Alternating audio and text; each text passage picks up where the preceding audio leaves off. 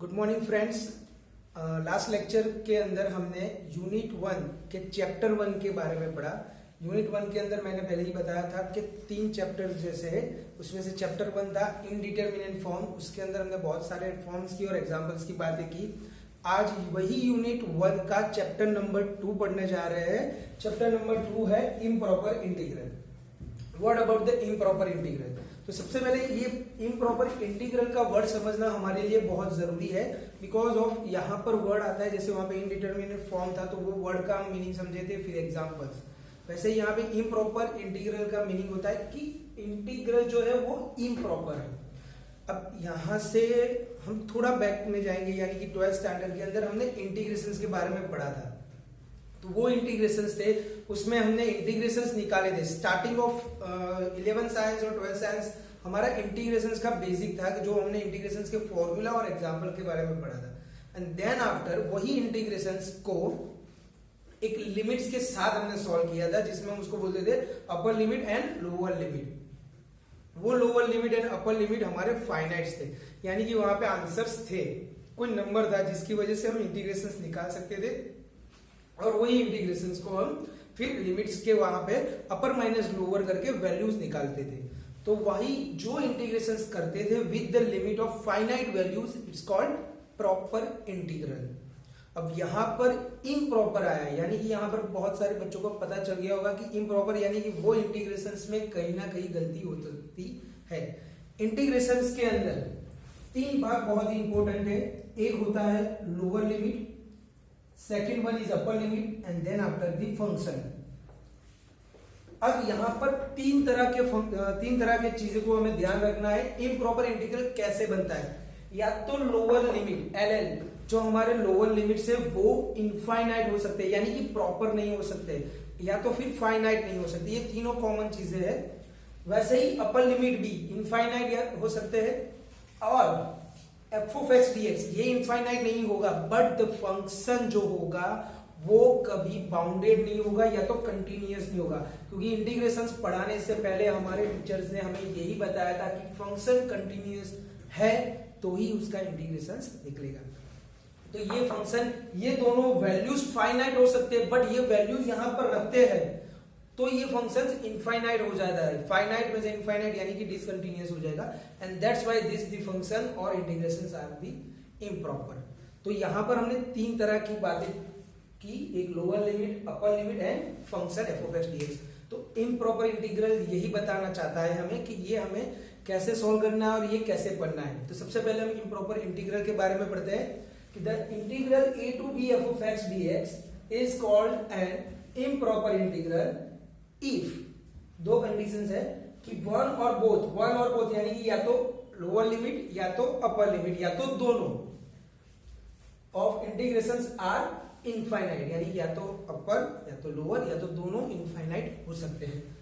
अब ये मैंने दोनों केस में बता दिया था कि अपर एंड लोअर। अब फंक्शंस की बात करते हैं कि function of f of x becomes infinite at the point with और at the end points of the interval, यानी कि स्टार्टिंग पॉइंट पे या तो एंडिंग पॉइंट पे, या तो लोअर लिमिट या तो अपर लिमिट की वजह से ये इनफाइनाइट होगा। That's why it is not integrated by the values. So the improper integral are classified into 3 kinds, यानी कि ये फर्स्ट, सेकेंड एंड थर्ड, ऐसे तरीके से ये 3 काइंड्स के अंदर, यानी कि 3 फंडामेंटल्स के अंदर इम्प्रॉपर इंटीग्रल हमें पढ़ाया जाता है। अब एग्जाम के अंदर इन तीनों में से कोई भी एक एग्जाम्पल पूछा जाएगा। तो हम पहले बात करते हैं कि improper integral of first kind, जो हमें पढ़ना है आज। It is a definite integral in which one और बोथ अपर लिमिट और लोअर लिमिट या तो दोनों limits of integrations are infinite. For example 0 to infinite e to minus x dx, यहां पर हमें अपर लिमिट दिखाई है। कई सारे एग्जांपल में लोअर भी हो सकती है या तो दोनों भी हो सकते हैं। Improper integrals of the first kind since the upper limit of integration is infinite. These integrals are evaluated as follows, यानी कि ये जो तीनों जगह पे कहीं ना कहीं इनफाइनाइट होगा, या तो लोअर में या तो अपर में या तो दोनों में। तो ऐसे एग्जांपल को कैसे हम प्रॉपरली करके फिर उसका इंटीग्रेशन निकाल सकते हैं, वो आज पढ़ना है। तो सपोज केस 1 जिसमें अपर लिमिट हमारा इनफाइनाइट दिखाया है, which is f of x is continuous on a to infinite, then e to infinite f of x dx, upper limit to lower limit, sorry lower to upper integration f of x dx, यहां पर infinite है तो now we assume infinite tends to b tends to infinite integration a to b f of x dx, यानी हमें यहां पर functions की limits a to b जो हमें प्रॉपर करनी है, यानी कि फाइनाइट के फॉर्म में लिखनी है। b हमारा एक्चुअल में टेंड्स टू इनफाइनाइट ही है, बट b हम एज्यूम कर रहे हैं कि it is tends to infinite, यानी कि ये नियरली हो सकता है। So it is behave like a infinite to finite. So a to b का इंटीग्रेशन निकलेगा एंड देन फाइनल हम जो अपर माइनस लोअर करेंगे फिर b की जगह पर इनफाइनाइट रखेंगे। Same here apply, lower limit is a minus infinite to b f of x dx, we assume a tends to minus infinite a to b f of x dx, यानी कि दोनों में से कोई एक जगह पर इनफाइनाइट आता है तो वहां पर हमें एज्यूम करना है एक alphabet which is tends to this infinite और माइनस इनफाइनाइट, और इंटीग्रेशंस के लिमिट्स उस चेंज में या तो फॉर्म में हो जाएगी and then after we integrate and replace by upper and lower limit and last final जो हमें एज्यूम किया है उसके साथ रिप्लेस करना है। तो ये दोनों बहुत आसान है। अब ये है हमारा तीसरा फंडामेंटल जिसमें हमने ये बताया है कि दोनों वैल्यूज अपर लिमिट्स या तो अपर एंड लोअर दोनों माइनस इनफाइनाइट टू इनफाइनाइट होंगे। यहां पर सिंगल टाइम था तो ये हमने एज्यूम करके कर दिया, दोनों साइड पे है तो हम दोनों साइड पे सेम टाइम पे एज्यूम कर सकते हैं कि a tends to minus infinite b tends to infinite e to b f of x dx, but same time पर हम दोनों लिमिट्स को एक साथ नहीं रख सकते हैं। तो यहां पर a टू b के बीच में एक मिड पॉइंट होगा या तो एक कट पॉइंट होगा जिससे हमारा इंटीग्रेशन स्प्लिट हो जाएगा, which is a to 0 and 0 to b, जहां पर ये इंटीग्रेशन स्प्लिट हो जाएगा where a tends to minus infinite and b tends to infinite, यानी कि एक ऐसा मिड पॉइंट मिलेगा जिससे इंटीग्रेशन स्प्लिट होगा और लिमिट्स रिप्लेस होगी सेम टाइम पर एक ही जगह पर दोनों बार हम माइनस इनफाइनाइट एंड इनफाइनाइट नहीं रख सकते, इसलिए ये स्प्लिट करना पड़ेगा। And the last final thing, the improper integral is said to converge or exist when the limit in RHS of 1, 2 and 3 exist, यानी कि ये जरूरी नहीं है कि हमने इसको फाइनाइट में कवर किया है तो ये फाइनाइट आंसर मिलेगा, ये इनफाइनाइट भी हो सकते हैं, बट पहले हमें कन्वर्ट करना है उसको फाइनाइट के फॉर्म में and then after converted into a form of answer, otherwise it's said to be diverge, यानी कि ये कन्वर्ज हो गए या तो डाइवर्ज, या तो इसके आंसर फाइनाइट भी मिल सकते हैं या तो इनफाइनाइट भी मिलेंगे। तो लिमिट्स के ऊपर से हमें आइडेंटिफाई नहीं करना है कि ये इनफाइनाइट लिमिट है तो आंसर इनफाइनाइट ही होगा, कई बार इसका आंसर फाइनाइट भी हो सकता है, कई बार इनफाइनाइट भी हो सकता है। तो अब हम एग्जाम्पल के बारे में बात करते हैं। ओके, तो हमने थियरी पोर्शंस कवर कर लिया है। थियरी पोर्शन के अंदर जो तीन फॉर्मेट हमने यहाँ पे लिखे थे, एक में माइनस इनफाइनाइट लिमिट थी, एक में इनफाइनाइट लिमिट थी और दोनों में इनफाइनाइट लिमिट थी, वो हमारा कोई काइंड नहीं है, वो फर्स्ट काइंड के तीन फंडामेंटल्स है या तो फॉर्मेट है। अभी ये फर्स्ट काइंड के एग्जांपल है, इसके बाद second kind and third kind. So ये मिक्स नहीं करना है। आपके बोर्ड पे आपको दिख रहा होगा, एक में आपकी अपर लिमिट इनफाइनाइट है, सेकंड में आपकी लोअर लिमिट इनफाइनाइट है और थर्ड वन में आपकी दोनों लिमिट्स इनफाइनाइट है। यानी आपको यहाँ पर तीनों तरह के एक एक एग्जांपल में प्रैक्टिस करवा रहा हूँ एंड मोर एग्जांपल आपको आपके बुक्स, मैंने आपको जो बताया हुआ था कल प्रियांशु ने जो हमें पीडीएफ भेजी है बुक की, उसमें से आप डाउनलोड करके मोर एग्जांपल्स की प्रैक्टिस कर सकते हो। So now we started with the example number 1 जो बोल रहा है कि evaluate 0 to infinite dx upon x square plus 1। ये पूरा चैप्टर इंटीग्रेशंस पे डिपेंड्स कर रहा है। लास्ट जो चैप्टर था वो पूरा डिफरेंशिएशन पे डिपेंड्स था, तो ये दोनों में अपने को पूरा फंडामेंटल्स या फॉर्मूलाज पता होने चाहिए, तभी जाके आपके एग्जांपल्स सॉल्व हो सकते हैं। So now we started with our solution, जिसमें बताया है 0 to infinite dx by x square plus 1 you integrate the function। यहाँ पे इंटीग्रेशन निकालना है। बेसिकली हमें ये कुछ नहीं पता है जो हम हमें आगे पढ़े, हमें खाली इतना पता है कि इम्प्रॉपर इंटीग्रल्स ये चैप्टर का नाम है। इंटीग्रेशंस के लिमिट्स फाइनाइट होते हैं तो ही इंटीग्रेशंस निकलता है, but here the integrations limits are one of them is finite and another one is infinite, so it is 0 to infinite, यानी ये इम्प्रॉपर इंटीग्रल है, यानी इसको मुझे प्रॉपर करना है या तो फाइनाइट बनाना है. So can we started with the fundamentals of first kind.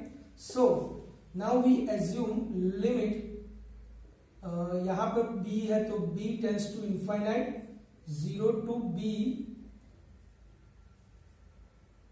1 upon x square plus 1 dx.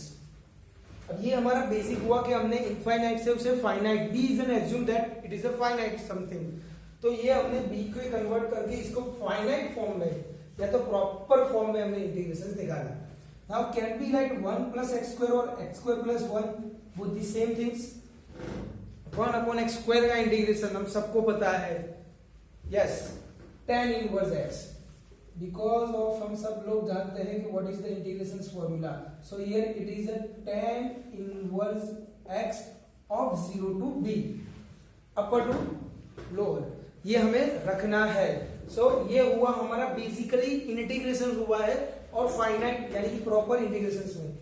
So limit b tends to infinite tan inverse b minus tan inverse 0.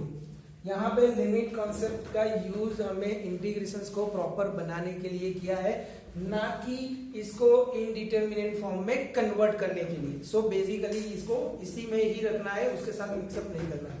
So now tan inverse b, जिसमें b की कोई अभी value नहीं रखनी है तो वो as it is रहेगा, and tan inverse 0. Now we all know that कि tan 0 is a 0, so that's we imply 0 is equal to tan inverse 0.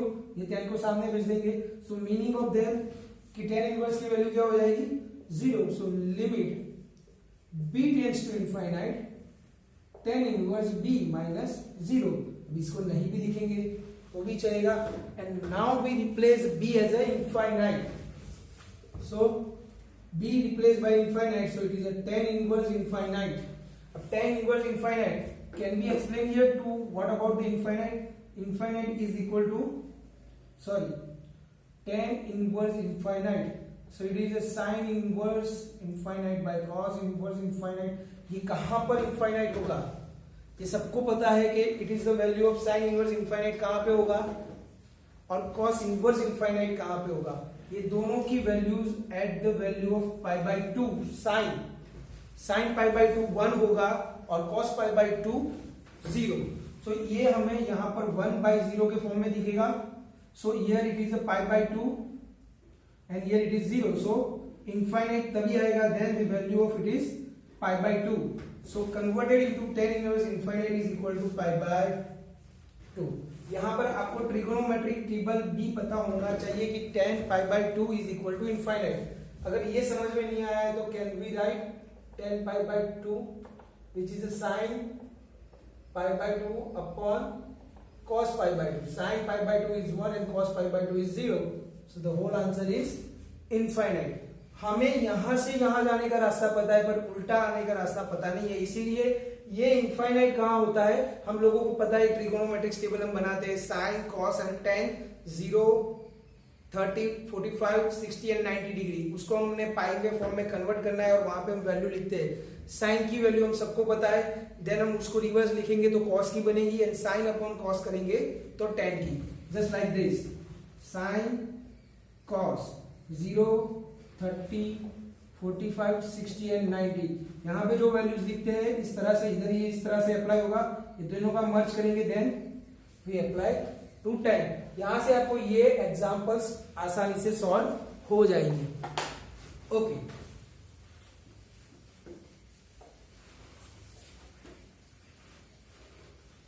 So examples number 1 have a value pi by 2. पहले ही मैंने बताया था कि ऐसा जरूरी नहीं है कि अगर इंटीग्रेशंस की वैल्यू इनफाइनाइट है तो ये इनफाइनाइट ही मिलेगा, it's called to finite value. Now example number 2, evaluate minus infinite to 0 x sin x dx.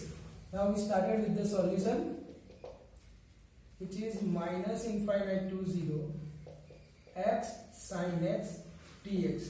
यहाँ पे भी same upper limit and lower limit दोनों में से कोई एक इनफाइनाइट होगा, so it's improper integral. So limit a tends to minus infinite a to 0 x sin x dx. यहाँ पे ये एग्जांपल दो तरह से हमें सोचना है. एक तो सबसे पहले तो ये इम्प्रॉपर था, प्रॉपर बनाया, और इंटीग्रेशन हमने 12 तक एक बार ये भी सीखा था कि वन टाइम वन फंक्शन का होगा.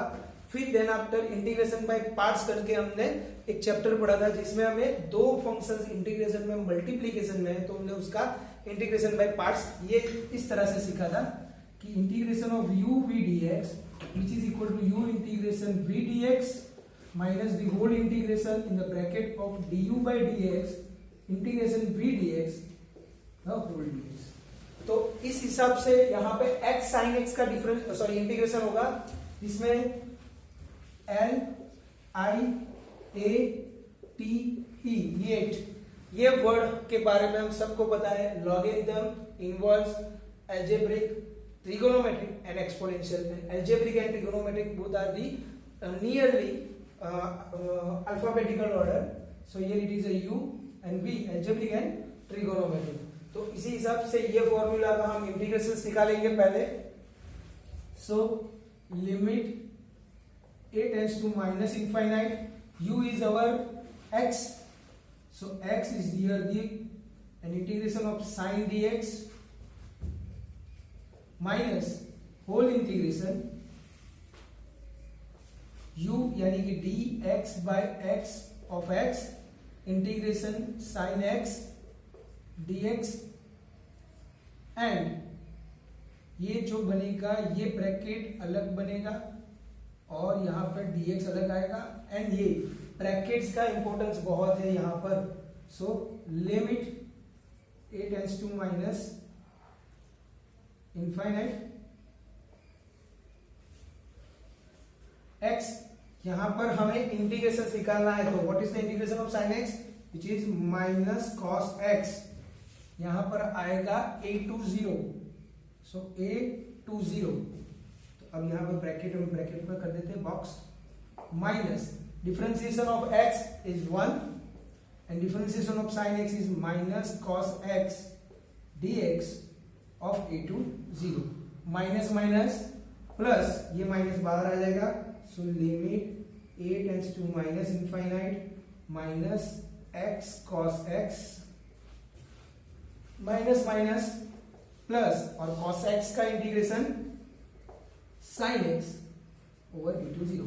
यहाँ पर हमने दो टर्म्स साथ में लिखा है. आप अगर चाहो तो इसे एक और स्टेप में लिख सकते हो, माइनस माइनस प्लस करके, देन आफ्टर यू इंटीग्रेट. और अदरवाइज आपको यहाँ पे कॉन्फिडेंस है तो आप दोनों स्टेप साथ में कर सकते हो. मैथ्स के अंदर बहुत इंपॉर्टेंट बात है कि आपका कॉन्फिडेंस है. आप कोई भी स्टेप्स एक साथ कर सकते हो तो लिख सकते हो, लेकिन ये चीज आंसर के अंदर इफेक्ट करती है. तो ये जितना सिंप्लीफिकेशन आप अपने आप से कर सकते हो करो. देन आफ्टर ये आपको शो करके ही करना चाहिए जिससे आंसर आपका श्योरली आएगा. So then now we replacing our limits. So limits a tends to minus infinite. पहले upper minus lower, so it is minus 0 times cos 0 plus sin 0. Upper minus lower, then minus minus plus a cos a plus minus, यानी कि यह minus आएगा. सबको पता चल रहा है? अगर नहीं भी पता चल रहा है, so now we replace here it is minus a, ये माइनस इसका है और अपर माइनस लोअर का ये minus a cos a plus sin a.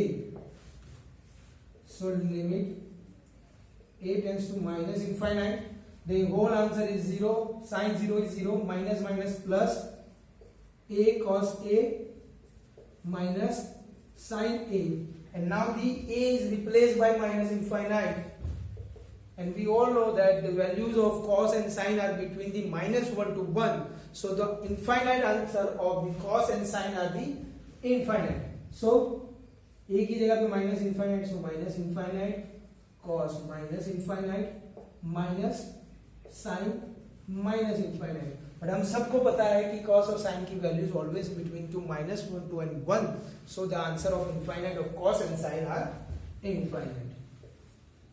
So the final answer is infinite. Hope so यहाँ पर सेकंड एग्जांपल में इनफाइनाइट था तो आंसर इनफाइनाइट आया। जरूरी नहीं है कि इनफाइनाइट हो तो आंसर इनफाइनाइट ही आएगा। एक एग्जांपल ऐसा देखा, दूसरा एग्जांपल ऐसा देखा। तो now second number example over out. Third number example,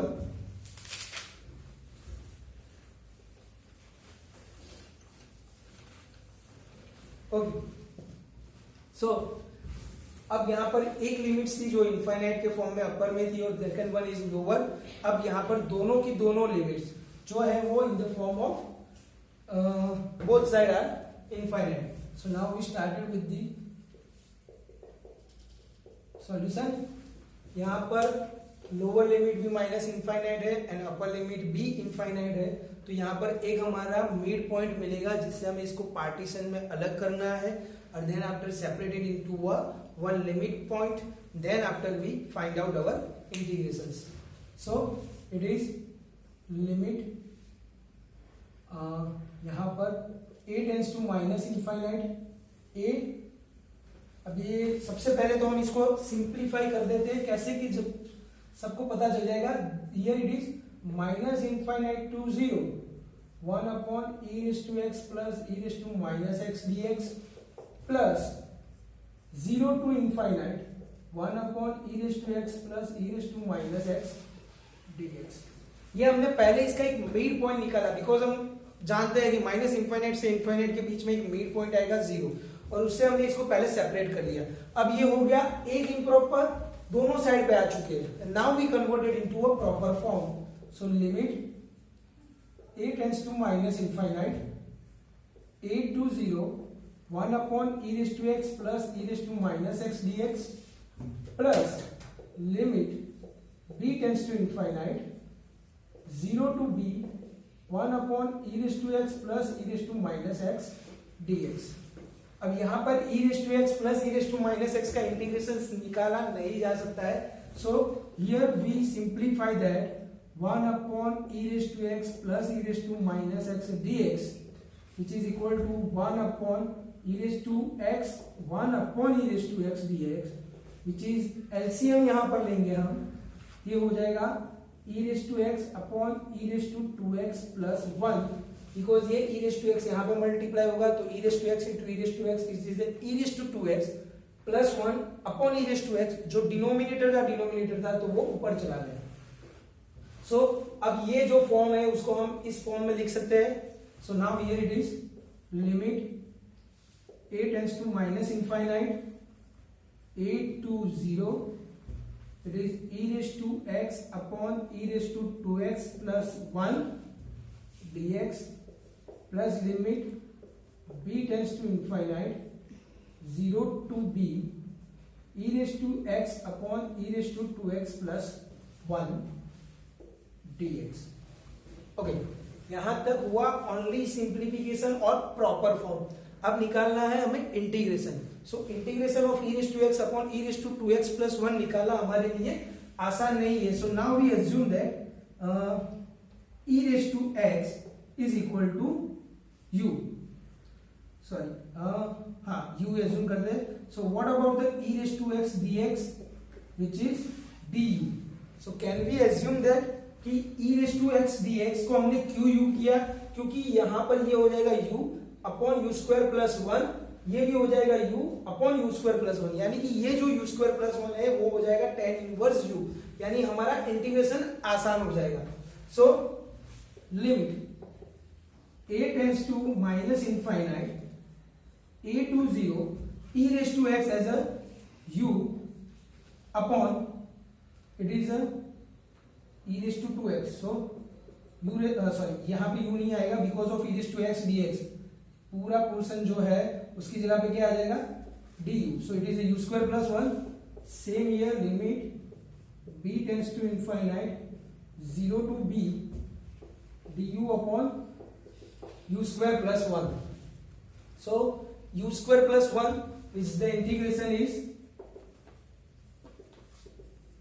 tan inverse u plus limit b tends to infinite it is tan inverse u, क्योंकि both the integrations are same, the limits is a to 0 and the limit is 0 to b. So अब यहां पर integration निकल चुका है. So now we replace by upper and lower. So limit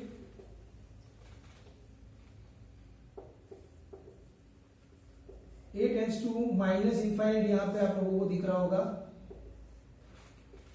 tan inverse u is replace by e raise to x again. तो पहले हम इसको रिप्लेस कर लेते हैं क्योंकि वैल्यू रखने के बाद हमें याद नहीं रहेगा, फंक्शन में रिप्लेस करना था. So tan inverse e raise to x 0 to b. So what about that? Limit a tends to minus infinite e raise to 0. So tan inverse e raise to 0 minus tan inverse e raise to a plus limit b tends to infinite tan inverse, यहां पर मैंने अपर minus lower कर दिया है इसके लिए. अब इसके लिए बात कर रहे हैं. So tan inverse e raise to b minus tan inverse e raise to 0. यहां पर अब ये एग्जांपल की हमें जरूरत नहीं है, सो मिटा देते हैं आंसर के लिए इसके. So here it is tan inverse limit a tends to infinite, limit a tends to minus infinite tan inverse e raised to 0, which is tan inverse e raised to 0, e raised to 0 1 and tan inverse 1 minus tan inverse e raised to a plus limit b tends to infinite tan inverse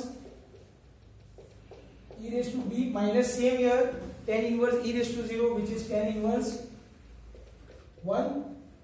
अब यहां पर हम values रखेंगे यानी कि tan inverse 1 which is pi by 4. अब a tends to minus infinite भी हम रिप्लेस कर रहे हैं और वैल्यू बना रहे हैं, तो means minus tan inverse e raised to minus infinite plus यहां पे आएगा tan inverse e raised to infinite minus pi by 4. यहां तक सबको सिंप्लीफिकेशन समझ में आया होगा. I hope so. शांति से देख लेना. पाई बाय 4 हमारा पाई बाय 4 ही रहेगा minus it is a tan inverse e raise to minus infinite. e raise to minus infinite अगर यहां पर हम समझे तो e raise to minus infinite is a 1 upon e raise to infinite and 1 upon e raise to infinite means 1 upon infinite and 1 upon infinite means it is 0.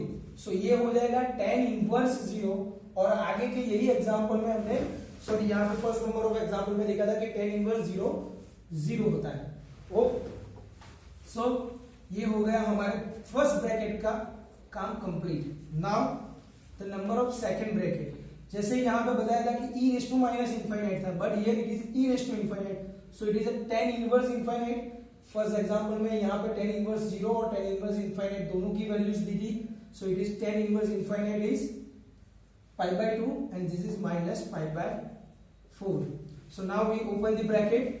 Pi by 4 plus pi by 2 it is minus pi by 4. So plus and minus both the term cancels and then it is pi by 2. So यहाँ पर हमें दो चीजें याद रखनी है पूरे first kind हो या तो इम्प्रॉपर इंटीग्रल के अंदर कि एग्जाम्पल में आपकी जो वैल्यूज है वो टेबल पे से मिलेगी. जो हमारे ट्रिगोनोमेट्रिक वैल्यूज की टेबल थी वो आपको याद रहनी चाहिए. बहुत सिंपल है. और सेकेंड थिंग कि आपका इंटीग्रेशन जो है वो है इम्प्रॉपर इंटीग्रल, तो इसको हमें प्रॉपर बनाना है. तो आई थिंक तीनों एग्जाम्पल जो अलग अलग फॉर्मेट के थे, यानी कि ऊपर एक बार अपर लिमिट जो हमारी इनफाइनाइट थी, सेकेंड में हमारी इम्प्रॉपर इंटीग्रल की लोअर लिमिट माइनस इनफाइनाइट थी एंड थर्ड वन में हमारी दोनों लिमिट्स इनफाइनाइट थी. तो ये तीनों तरह के एग्जांपल्स मैंने आपको करवाए. मोर प्रैक्टिस के लिए पहले भी बताया था कि वो पीडीएफ में से आप अपलोड करके देख सकते हो. Okay, thank you so much. आपको ये एग्जांपल पता चला होगा. Have a nice day.